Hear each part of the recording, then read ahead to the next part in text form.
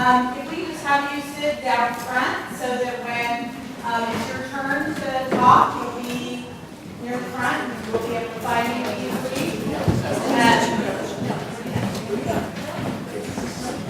My daughter's really around here somewhere, so maybe that's more about it. No? Okay. All right. Welcome. We're going to start in just a few seconds. There's coffee, tea, hot iced tea, 15 refreshments in the back, so help yourselves. Make sure that you're all, and the restrooms are located outside and to the left. So, and just a few seconds to get it going. And I'm going to turn it over to Kathy Sharp. Yes, Pastor Matt is right over here, so you'll just introduce him, and I'll be in the back if anybody has any questions after that.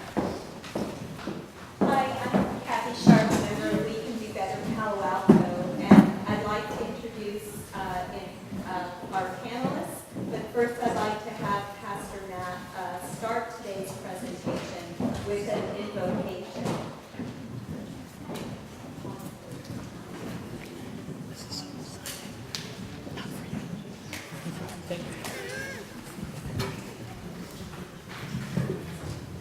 Welcome to St. Mark's. It's good to have you here. Thanks for coming out.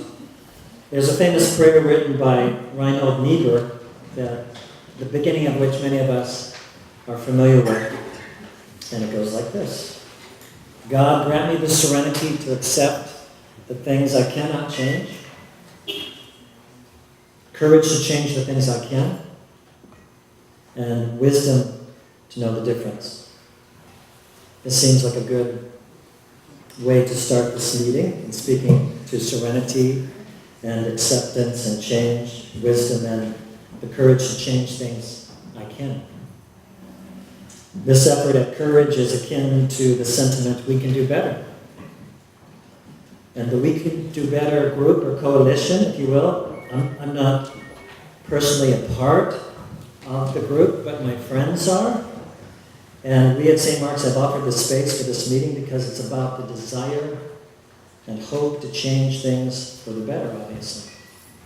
In this case, the experience of our children and students, their education and well-being, their own wisdom, their own courage, their own ability to use their gifts for the good of society and indeed their human experience.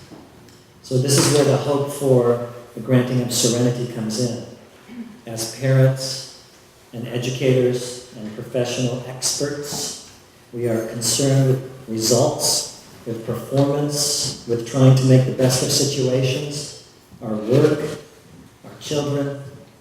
We are invested, we are hopeful, we are afraid of failing to do what is best, especially for our children. And sometimes we get frustrated with what is, or annoyed, or even angry. And that is fine, that is natural, that is human. Unless we hurt someone else by allowing that frustration or anger or disappointment or guilt, etc., to bring us to disrespect someone or disregard another's integrity. When we do that knowingly, we disregard our own integrity. We have had meetings here before in this room, before tonight, where frustration has been experienced as disrespect. No one wants that tonight, no one here. I do not, so let's assume that we have different reasons, different motivations, different goals in being here tonight. But let's agree, shall we, to respect each other as individuals. We can be individuals without disregarding any other individuals. Let's agree that we all want what's best for our students. It's only reasonable that the specifics satisfying that desire will differ. So if we believe we can do better for our young people, let's first remember the many amazing blessings we have with our public schools in Palo Alto. From administration to teachers to parent volunteers. And that the way that we can do better tonight is to give regard, offer respect to each other, especially for the person that we may disagree with. Then both our work and our results will be an example of how together we can do better. So just to end this little invocation, I want to invite my son, a graduate of USC and a graduate of Tally, to come forward. I called him on the phone today. He surprised me with a visit from LA, and he's a musician there, and he's going to sing the Serenity Prayer that he composed here.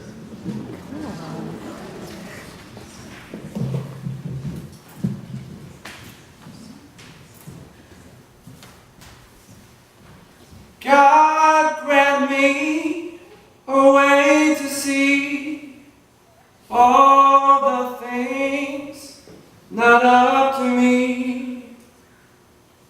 Give me the courage to change things that I can rearrange, and give me wisdom from you to know the difference between the two.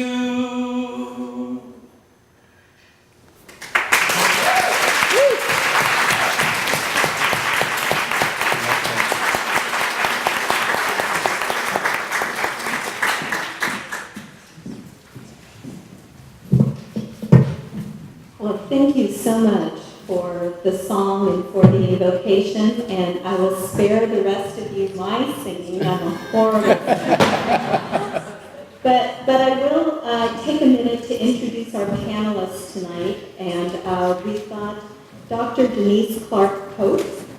Dr. Pope is a senior lecturer at Stanford University School of Education and co-founder of Challenge Success, a research and intervention project that aims to reduce unhealthy pressures on youth and champions a broader vision for youth success. Challenge Success is an expanded version of the SOS, Stressed Out Students Project, that Dr. Pope founded and directed from 2003 to 2008. Dr. Pope lectures nationally on parenting techniques and pedagogical strategies aimed at increasing student health, engagement with learning, and integrity. Her book, Doing School: How We're Creating a Generation of Stressed Out, Materialistic, and Miseducated Students, was awarded a Notable Book Award by the American School Board Journal in 2001. Dr. Pope is a 3-time recipient of the Stanford University School of Education Outstanding Teacher and Mentor Award, and Dr. Pope's book is available on the back table for you to take a look at. I'd like to also introduce Becky Beacom. Becky is a prenatal and parent educator with a long history of working for Palo Alto Medical Foundation, Abilities United, and Children's Health Council. She's the manager of health education at Palo Alto Medical Foundation, overseeing prenatal and other patient ed programs, as well as representing PAMP on numerous community-based outreach programs, coalitions, and collaboratives.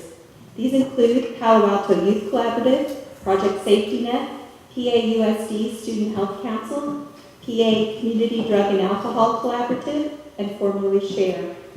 Becky also presents to high school classes in Palo Alto and Menlo Park, and has worked with school and community-based efforts in San Carlos, Fremont, Los Altos, and Mountain View. Becky is a proud mother of 2 young adults, both graduates of PA schools, and the wife of a chemistry teacher at Sequoia High School. Thank you, Becky. Ken Dauber.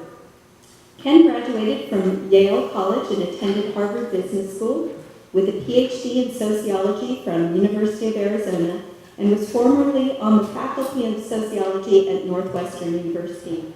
He is currently a staff engineer at Google, where he is the technical lead for search. In addition to working at Google from 2002 to 2008, Ken provided data analysis and engineering for Education Trust West, the Gates Foundation, and Education Trust, as well as other education organizations. He has consulted to the Obama administration on issues of education policy and data analysis for the Office of Civil Rights of the U.S. Department of Education since 2009. Ken founded We Can Do Better with a group of other parents concerned about addressing academic stress and connectedness in our schools after the suicide cluster that began at Gunn in 2009.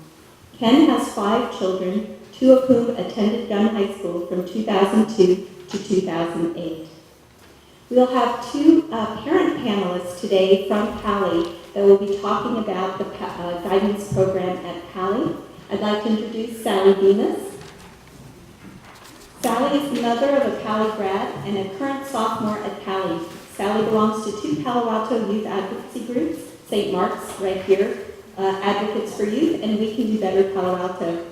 Sally has also served as a parent volunteer on two Project Safety Net Community Collaborative Committees, the Developmental Assets Team, and Youth Collaborative. In September 2010, Sally took a break from a 30-year career as the controller of a high-tech manufacturing business and is currently enjoying her status as a stay-at-home mom and community volunteer. And we have another parent tonight, Trish Davis. Trish has a BA in Political Science from Northwestern University and a JD from Arizona State University. She is currently a senior tax attorney for the IRS Office of Chief Counsel, Tax Exempt and Government Entities.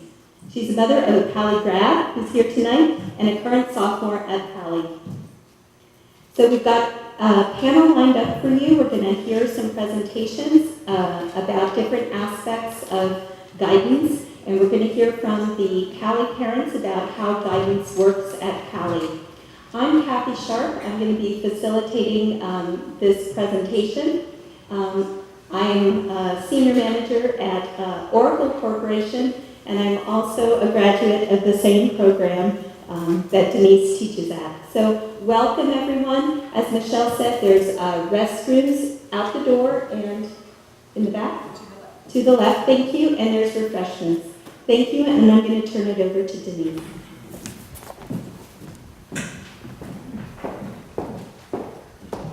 If I take this out, am I going to mess up the filming? Can I take this out? Michelle, you're the boss. It's up to the editor. Can I walk around? Is that going to kill you? The mic's here. If you only walk right here in front of the table. Oh, the mic is there? This is not this one, that's that one? It's probably. Okay. Sorry. Okay, guess what? Thank you. I'm just way too short for a podium, so I can't, I have to walk and talk. Those of you who know me know that I usually start out my talks with a little exercise, and tonight is no different. So I want to, instead of my usual question, how do you define success? We're not going to do that tonight. I want you to think back to when you were in high school. For some of you, it wasn't that long ago. Some of you are still in it. And I want you to think about if you can remember an adult on campus with whom you made a connection. You felt close to them. You felt like you could go to them if you had a problem. Think about that adult, then turn to a neighbor. Don't tell your whole life story. It has to be really quick. And just say who this person was and what drew you to them. Go. Yeah, it's good. Yeah. Sounds fine to me. And I have 20 minutes like starting.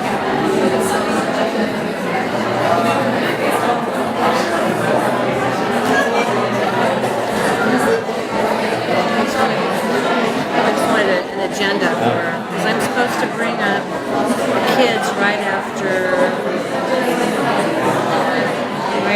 Trish. And before me. I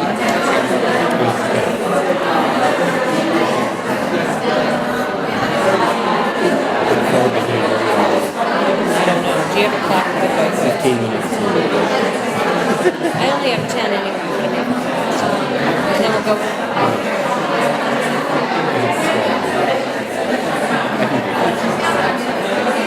I can be fast.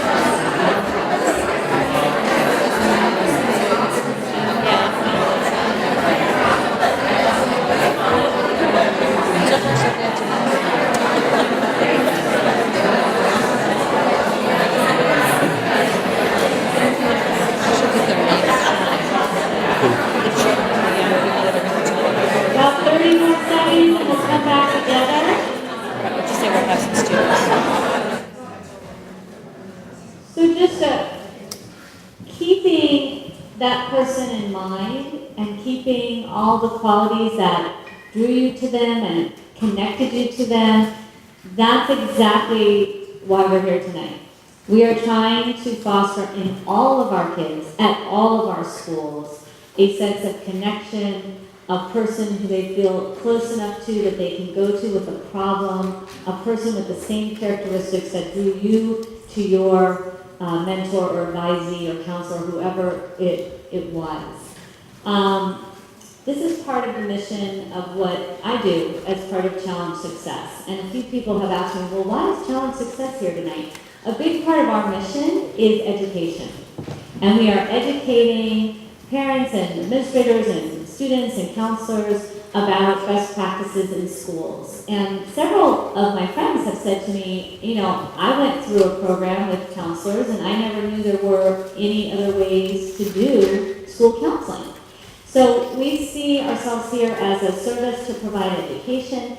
And at Challenge Success, we work in ways that are really collaborative. So when we go in with a school, we work with a team of teachers and parents, administrators and students, and we never insist or demand on a certain point of action. We let the team work as spokespeople for the school and with the school to come up with a particular action plan. And specifically, we want to make sure that there's buy-in from all the constituencies around that plan and to help the school be the most effective. So part of what we ask schools to do is to focus on doing something as they make their action plan in one of 5 categories. And I'm just going to tell you quickly the categories and it will become clear why I'm telling you those categories. So we have this little acronym called SPACE, and we kind of say every kid deserves their space in school. And the S stands for the student's schedule, the student's use of time.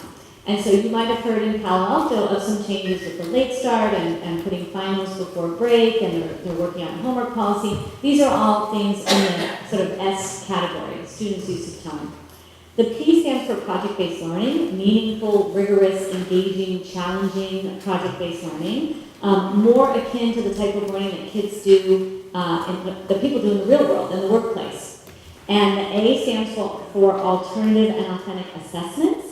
For instance, it's really rare that you'll take a test in the workplace, and yet that's how we commonly assess students. So we're working with schools and teachers to help think of alternative and more authentic ways to assess when someone understands something deeply, and to design opportunities for revision and redemption. The C is for climate of care, which is really what the rest of tonight is about. And the E stands for educating parents and students, which is why we're here. So I hope that explains to folks why I'm personally here tonight and how we do things at Challenge Success. And just because I'm a researcher, I should tell you that the sources that I'm drawing upon for tonight are DiMartino and Clark, have a book out on advisories. Kate Filippo, who studied with me at Stanford, is an advisory expert.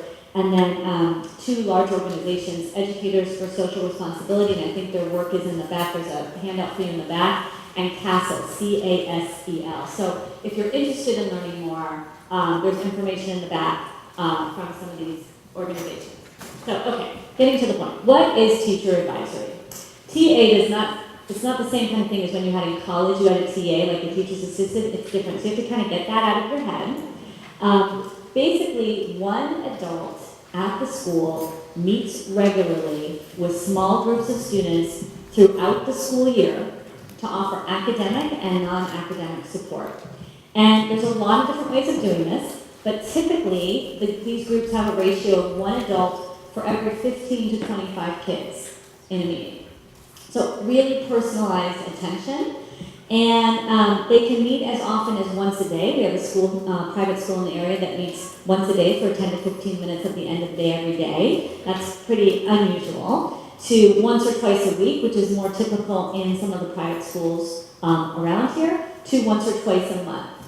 And typically, what you can see is the advisor sort of sees the one student, it's sort of the only adult on a regular basis who sees the whole child. So they often act as a liaison between the school and the family and the kid. So if there's an issue, the parents have sort of one adult that they know they can call immediately who will know their kid and know some of the issues. They help to monitor academic progress. So for instance, they usually see all the kids' grades. at each marking period, so they can kind of keep track on who's falling through the cracks and who maybe needs a little bit of a boost, and how to help them get extra help or maybe some enrichment activities. And they can help personalize the learning path for kids, so they actually help you select your classes. So they know you, and they know kind of where you've been, and they talk to you about where you want to go, and they help you with academic counseling. They can offer college and career advice. Typically in this model, the advisor is the person who writes the letter on your behalf to the college, since they know you well.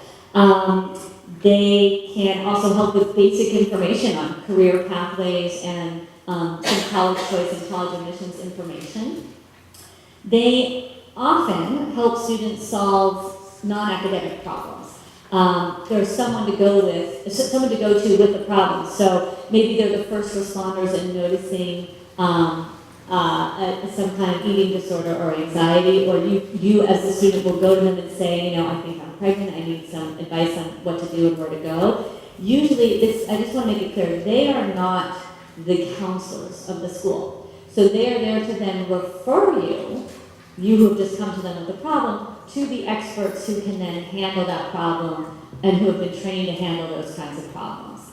And also, advisory time might be a time where they teach wellness and positive coping strategies, along with social skills and group work and teamwork. In fact, that's one of the things that an advisor might do, is help to create a community of learners. So you might do work on collaboration, group bonding, breaking down some of the cliques in the school.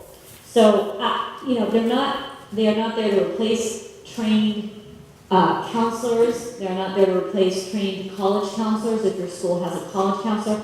They are the sort of first point in a kid's life who see them regularly in a small group and knows them well. So that's what is a teacher advisor. I want to tell you a little bit about why teacher advisors. So there's not a lot of research out on particularly what's the best model of teacher advising, but there is plenty of research that shows that kids need to feel cared for, they need to feel like they belong, they need to feel connected if they're going to learn effectively in school. And in high school, there's a very high correlation between feeling like you belong, feeling connected, feeling like someone knows you, feeling some sense of autonomy and confidence, and academic engagement and achievement. So if done well, the literature shows that advisory can lead to higher test scores, particularly for the low-achieving kids. They kind of get a faster boost, but also for the high-achieving kids, higher graduation rates, better classroom behavior, so fewer discipline problems, better overall social, emotional well-being and health, which we know is absolutely critical, less cheating, that was a study that we just did, greater feelings of connectedness to school, wanting to go to school, and a promotion of help-seeking behavior, which is kind of a nice study that I found, where they are more likely to realize when they need help and to know exactly who to go to when they need it. Another benefit that not a lot of people talk about is that the teachers who are advisors, many of them feel like their teaching improves, because they know either they're advising kids who they happen to teach, so they know the kid better, and so they can really make their teaching a little bit more supportive, but also, even if you're not advising kids who you happen to be teaching, you know more about the issues that the kids are facing on a daily basis, and it may actually help you to improve your teaching, get an even deeper sense of the kinds of issues that these kids face on a daily basis. So we did the why, we did the what, now it's for the how. Now, I really did search the literature, and there's not enough out there to say there's one best way to do this, but it's very clear that in order to be a teacher advisor, we can't just snap our fingers and say, poof, you're a teacher advisor. You need to have training. You need to have professional training and professional ongoing development and resources to help make you the best teacher advisor that you can be.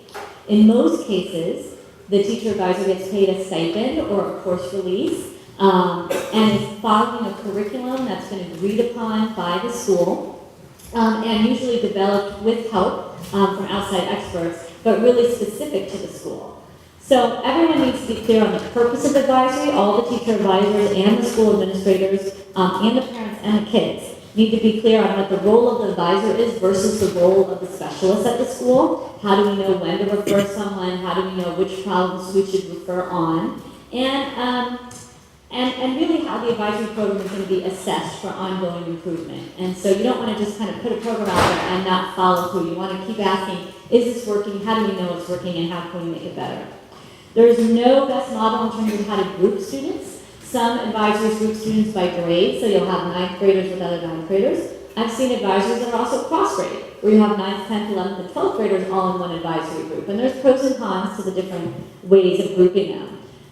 Some keep an advisor all 4 years. Some have an advisor just for 1 year and then move on to a different advisor. Sometimes kids get to choose their advisors. Sometimes that doesn't happen. But there's not enough research out there to say this is the best practice. It's really about what works for your school. There's not enough research about there in terms of the timing, how often or how frequent it needs, although most people are saying it needs to be regularly enough, once or twice a month, that's sort of the very minimum, so that there is this ongoing relationship that's formed. In terms of the content, you're really free to do a whole bunch of things. Some advisors have a curriculum to teach study skills, planning, time management, which as a parent, you think, wow, that could be pretty darn good. Wellness, which is something they teach at my daughter's school, so they teach everything from positive coping skills to what is healthy eating, to how do you know when you're exercising too much or too little, to the problems with drunk driving. So there's a lot of range there in terms of wellness. Same with college and career readiness. Again, they don't replace the college counselor, but you would train the teacher advisors to have some sense to help kids as they're beginning to choose that. And just a note here that I should say is many kids right now who don't have the teacher advisory system who can afford to are opting for private counselors. And so when you have a teacher advisory system, it's a little bit more of an even playing field. You're still going to have people who opt for private counselors, but there's not the feeling of there's as much of a need in that. Diversity education, how to get along with others, teamwork, leadership exercises, decision-making, self-management. There's a whole bunch of things you can teach using this dedicated advisory time with the right trained people in the role and with the right resources ongoing to help them do what they do. And of course, this does take money. It's not a free thing, and it takes careful planning. The good news is Educators for Social Responsibility have worked with over 250 schools and helping public and private schools really work to get their system in a place where they want it to do it. I do want to be fair and talk about some of the research around the negative aspects of advisory. Usually the negative aspects are because the teachers haven't been trained well. So you might hear a kid say, oh, I didn't really like my advisor, or my advisor's terrible. Usually there's not adequate training. Maybe there's not a common sense of purpose. Maybe there's not a sense of enough resources, or maybe the teacher doesn't feel prepared to take on that role. It's a hard enough role to be a teacher, and then to also be an advisor, you really do need to be the right person and the right fit and to have the right training. Most people agree, however, in the research that despite these negatives, if you have the right training, the right curriculum, the right mindset, everybody clear on a purpose, that it makes sense, that it's better than what is known as sort of a traditional counseling model. And that is because as a counselor, all those things that I just read that advisors have to do, that's what the counselors have to do, but they have a load of 300, 400 kids. Even some schools that we work with have a load of 1 to 1,000. One counselor responsible for 1,000 kids. There's just no way. So this is nothing against the wonderful, wonderful counselors and teachers and advisors out there in the district. It's just saying, gosh, that's a really big role, and this frees you up to give more attention to the kids who really need it and the higher touch cases when you've got a bunch of people being the eyes and ears for you at the school who are trained in this way. Here's the caveat, and then I'm going to wrap up. The model, in order to work, you've got to have buy-in. You've got to have voices of teachers and students and counselors and administrators working together who understand the purpose of advisory and are really excited about putting together a program that's effective. You can't implement something effectively by just kind of snapping your fingers and saying, here you go. So part of tonight and part of what the rest of the evening is to really work to help folks be educated and understand what's needed for a really robust program. So that is Advisory 101, and if you have other questions, we'll have time later. Thank you.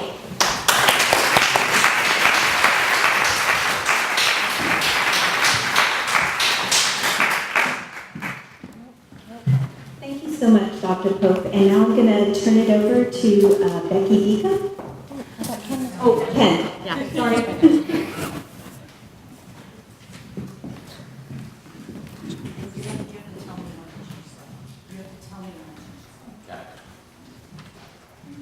Hi, I'm Ken Dauber. I'm super excited that you're all here and that we have the chance to talk about this issue. My goal tonight is to give you as clear as possible a view of what the quantitative data on the counseling models in use at our two high schools tell us about how students are experiencing them. One way to think about this, and I think it's a helpful way, is that we have run for the last 20 years a great natural experiment in advisory and traditional guidance models. We have a district which has pretty similar funding between the two schools, pretty similar student populations, very similar teacher and counselor characteristics. We have extremely well-trained, well-qualified teaching and counseling staff. So the differences that we see in the quantitative data are very likely attributable to the difference in the models. And I think that's also helpful because it takes the focus off the particular people who are in those models. Because I think what's really clear is that all of the teachers and professionals in the guidance system in both of our high schools are dedicated professionals. And so the differences that we're seeing really are differences in models rather than in people. And I think you'll also see that these are really stark differences. So as a sociologist, it's hard to imagine, people aren't as different as these outcomes are. First slide. There's lots of sources of data that we could be looking at. The district has gathered data from WASC surveys, that's our accreditation system, strategic plan surveys. Improving counseling is an element in the district's strategic plan that was adopted in 2008, and there's been surveys around that. I'm going to focus on a survey that was done earlier this year as part of a district-sponsored consultants report on advisory. And I'm going to focus on it in part because it's the most recent, but also because it's really great data. This survey had a very high response rate. Each school had about 1,500 responses. The survey itself was extremely well designed, so it covers the full range of guidance services. And so we can learn a lot from this survey in particular. Too far. Next, please. I don't expect us to consume all of this data. It would be fun to, but we don't have time. The way to read this is that these are items that our students were asked. The first table is students who are responding that at least one adult could help them with these issues. And the next one is students agreeing or strongly agreeing with both statements. The green are items for which satisfaction among Pali students exceeded satisfaction among Gunn students by 5 or more percentage points. So you can see that that's most of them. And red, we don't see any red on the slide yet, but red will be the reverse, where Gunn satisfaction exceeded Pali satisfaction by 5 or more percentage points. I encourage you, and I'll give you a link at the end where you can actually look at this data in more detail. But you can see, there's some quite large differences that are substantially larger than 5 percentage points here. Next slide. This is virtually unreadable, so much data, but it sort of helps you to get the gestalt. And you can see that there are some areas where satisfaction among Gunn students exceeds satisfaction among Pali students, but I think it's fair to say that there aren't that many. Let's go to the next slide, please. I want to talk about the appearance in the data of a characteristic that Denise talked about, which is that in an advisory system, there are multiple adults in the guidance system who are in contact with each student. So that means that each student can receive help on any particular topic from more than one adult. so they could get help from a teacher advisor, from a guidance counselor, or a college counselor. And we see that in the data, and I want to explain to you how that works. So, for example, this one, I believe that my adult, whether it's one of these, can help me with personal issues, is a question that our students were asked. And you can see that for Gunn students, they were asked that about their guidance counselor, and 42% agreed with that statement. At Palo, students were asked that separately about their guidance counselor, and 55% said yes. And about their teacher advisor, 47% said yes. And then I looked at the data and said, well, how many students said that some adults, either their teacher advisor, their guidance counselor, or both, could help them with personal issues? And in this case, 69% of students at Palo selected at least one adult who could help them. So the data that I'm going to be showing you is largely of that quality. These are students at both campuses who said that at least one adult could help me with the issues that we're going to look at. Next, please. There's three, what I think of as pillars of guidance. This is just me. I mean, this is just my way of thinking about it. I don't pretend to be an expert in this literature, but it seems to me that this is a reasonable breakdown between academic advising, which includes things like schedules and course plans and academic plans, social emotional support, and college and career counseling, and what comes next after high school. And I want to take a look at some data in each of these areas just to give you a flavor. Next, please. First of them, academic advising. And in this case, students were asked, we just selected, these are most of the questions actually that have to do with this, but selecting which classes to take, and you can look at the differences. I wanted to focus on a couple of them.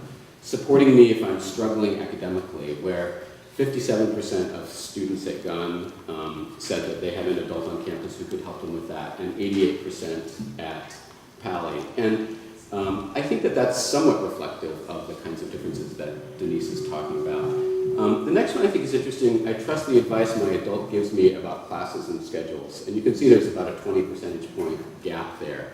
And looking at the qualitative data that I'll mention, I think that's less about, certainly less about the guidance counselors at Gunn versus Palo and so forth being actually more or less knowledgeable. It's about students feeling that they have enough time with those adults so that they can really understand students' individual needs so that they can give them useful advice. I think that's what that issue is about. I'm going fast because I want to give time for questions at the very end of this whole thing, so let me move on to the next one. Social emotional support. And this is obviously an issue that Denise focused on.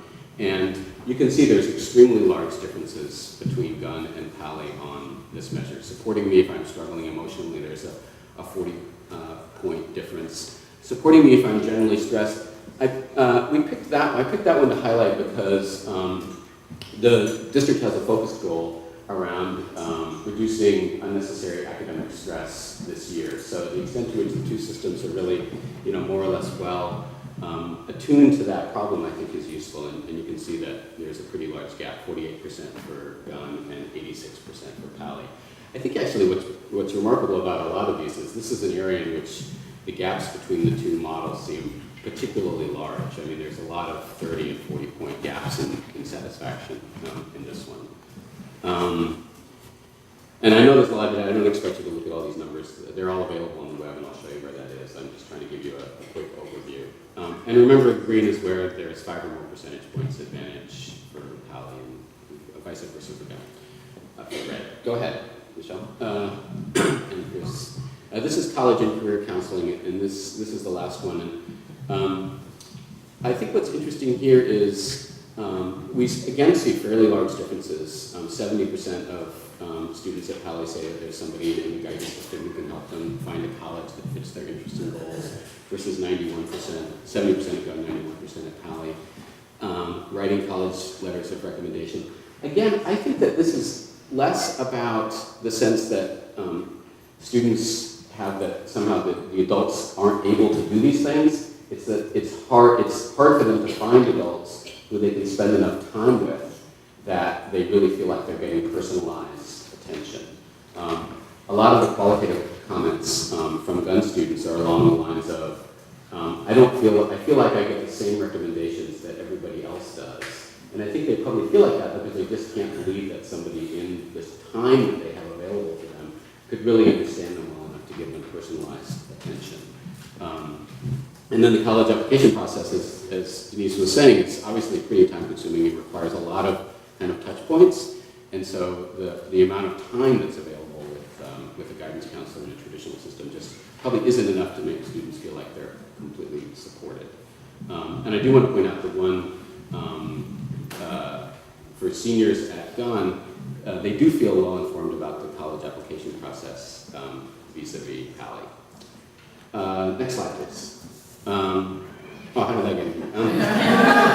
So I just want to encourage us, as we look at this data, to think about this really as a difference in two models rather than as a difference in two schools, and not feel like if we're on we're on one side or the other of these things, that this is about two sides. I think that this is about what's the best system for our kids. We've invested in these kids and in the system. We're spending, north of $1.5 million on each of these guidance systems, and I think what we want is the one that works best for our kids. Next, please. And this is the last slide. So for more detail, you can come to our website, wecandobetter.paloalto.org. You can click on the counseling tab, or you can just go straight there. And there's a lot more stuff. There's some kind of context around history of this issue. There's the survey data that I just showed you. Look for something called the missing tables. There's open-ended responses from Gunn and Palo students. This is amazing data. Students didn't just fill out the survey for the multiple choice questions. They also had the opportunity to write what they thought in terms of improvements in the systems. And there's well over 1,000 of those open-ended responses, something like 750 from Gunn students and maybe half that from Palo students. And you can look at that, and you can look at our coding of that, which I think is also important. We did an analysis of the PAUSD consultants report, which didn't do the kind of direct comparison that I have here, and you'll see that we think it probably should have. And you'll see links to historical surveys and our analysis of those surveys of parents and students in the district that I mentioned to you. So I hope you find that a resource, and if you don't, send us an email and we'll try to figure out what data to get up there. Because we really think that the right way to think about this problem is to take a look at the data in as objective a way as possible and reach what conclusions you do. Thanks.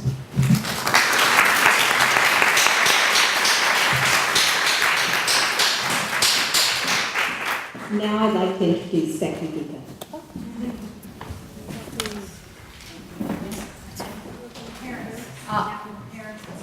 It would be helpful if I read the agenda. Thank you. Parents and students. Okay, so Sally and Trish. And students. Lindsay Malcolm. Is there another student who's going to join us? Hi. Hi, Celia.